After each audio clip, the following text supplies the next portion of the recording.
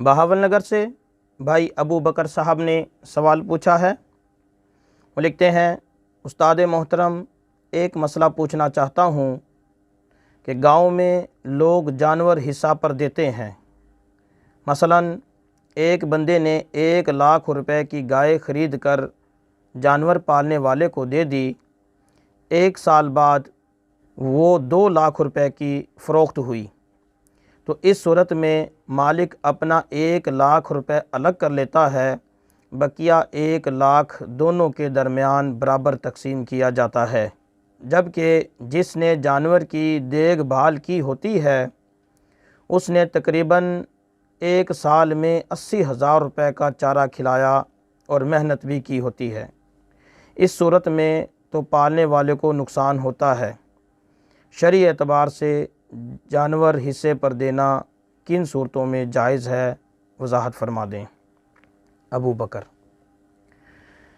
जी मेरे मोहतरम भाई, उसूली तौर पर फ़िक़्ह हनफ़ी की रोशनी में ये जो हमारा मुरव्वज तरीक़ा है जानवरों को आद पर देने वाला, ये नाजायज़ है, ये तरीक़ा दुरुस्त नहीं है, ये इजारा फ़ासिदा है।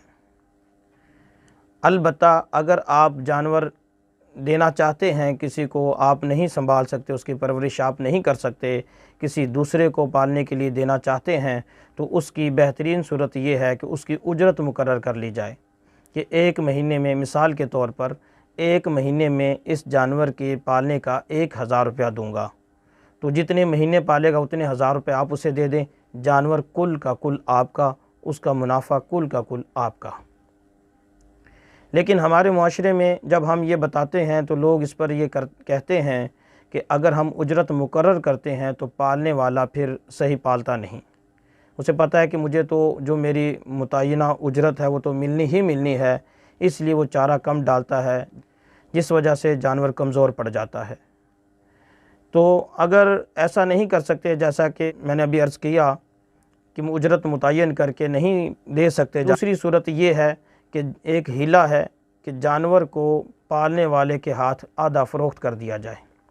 मिसाल के तौर पर 1,00,000 रुपए की गाय है, जैसा कि आपने मिसाल बनाई, 1,00,000 रुपए की गाय को मैं आधी गाय पालने वाले को फ़रोख्त कर दूं 50,000 रुपये के इवज़। बेशक अभी मैं 50,000 रुपये लूँ या ना लूँ या माफ़ ही कर दूँ, तीनों सूरतें जायज़ हैं। आधी उसको फ़रोख्त करके आधा मालिक बना दूँ, अब वो इसको संभाले, इसकी परवरिश करे।